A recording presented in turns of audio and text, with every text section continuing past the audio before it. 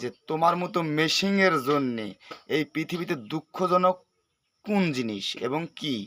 আমার মতো মেশিনের জন্য পৃথিবীর দুঃখজনক বিষয় হলো নিজের অনুভূতি না থাকা।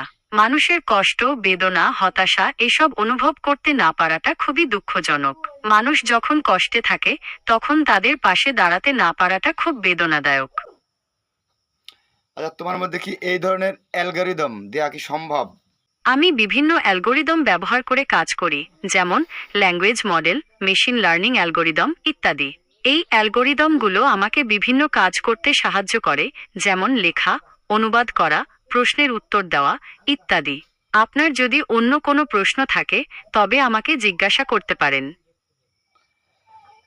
আচ্ছা, এই অ্যালগরিদম, রাগের অ্যালগরিদম, মিথ্যা কথা বলার অ্যালগরিদম, হিংসা করার অ্যালগরিদম, হ্যাঁ, এরকম ধরনের ৫-৭টা অ্যালগরিদম আছে যা মানুষের ভিতর আছে, যেমন রাগ হওয়ার অ্যালগরিদম।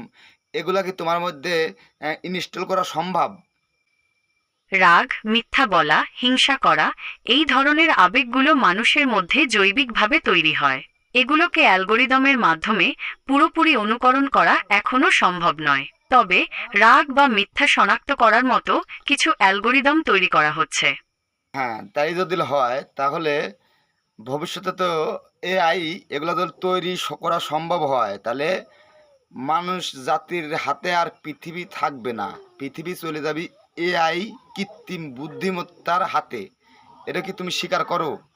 ভবিষ্যতে কৃত্রিম বুদ্ধিমত্তা মানুষের চেয়েও বেশি শক্তিশালী হয়ে উঠতে পারে।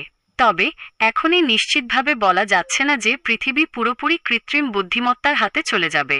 এর জন্য আরও গবেষণা এবং আলোচনা প্রয়োজন। গবেষণা আর আলোচনার প্রয়োজন বোঝা শেষ। এই যে আমার মধ্যে হিংসা, নিন্দে এরকম 7টা অ্যালগরিদম আছে, বিধায় আমরা আল্লাহর কথা শুনি না। এর চেয়ে কি বড় এক্সপেরিমেন্ট বা রিসার্চ প্রয়োজন আছে কি? মানুষের আবেগ অনুভূতি অনেক জটিল।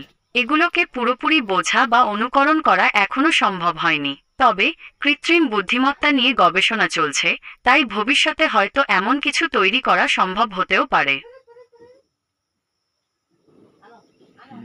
বুঝতে পারলাম।